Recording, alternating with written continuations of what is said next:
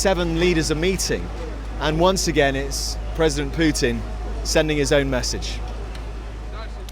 That was our Europe correspondent Nick Beat in Kiev. As Nick said at the end of his report, the attack on the city comes as leaders of the big, rich democracies, what's known as the G7, gather in Germany for a meeting. This morning, the group announced that as part of tightening sanctions, sales of Russian gold would no longer be permitted.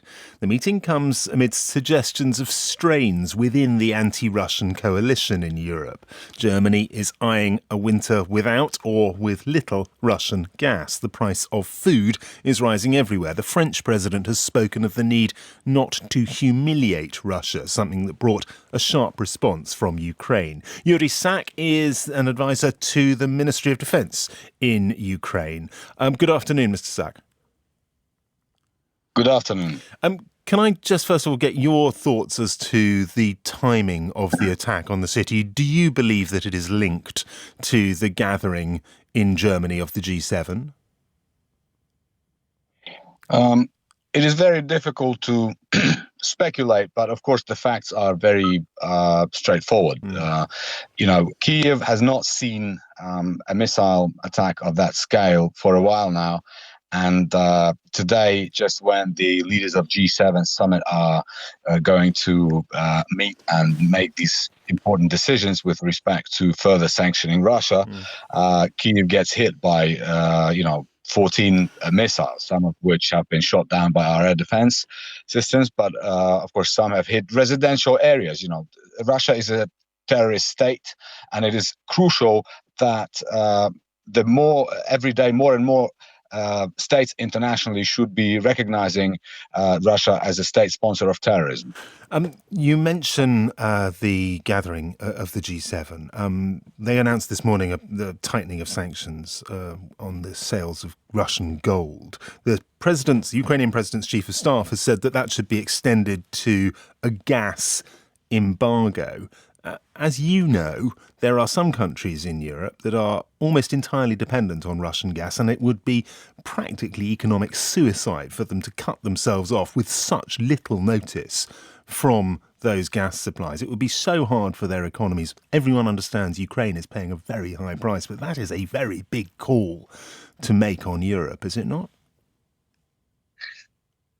We believe that there is a growing understanding in every European country of the real threat that Russia poses. And indeed, it might seem like a very high price to pay for some countries. But if you measure it against the threat of Russia's invasion further west, then, it's up to these countries to decide, what is more important, gas dependency or their physical survival, because Russia is not planning to stop. You have heard, I'm sure, some Russian politicians are calling to start bombing Latvia, and the threats have been voiced before with respect to other Eastern European countries. So it's a difficult call, but when you measure all the odds and the risks, then I think the choice should be obvious. We've heard from the British Prime Minister's office, from Downing Street, that in the meeting between the French and British leaders, they talked about an opportunity to turn the tide in the war, that opportunity was now. It seems to conflict with some of the thinking here that, in fact, that the war may well be decided next spring or may go on for years to come. How do you see the timescale at the moment? We see the timescale through the prism of the very, very rapidly intensifying missile strikes, the grinding war in the east of Ukraine. And, these intensifying missile strikes, they are just proof that Ukraine needs to be supplied with modern air defense systems, with combat aircraft, because civilian residential areas are being hit, people continue to die. So this is the timeline we should be considering. The timeline should be about how soon Ukraine will get more weapons and air defense systems and air rocket systems that we request. This is the timeline we should be focused on. Yuriy, thank you very much for coming on The World This Weekend.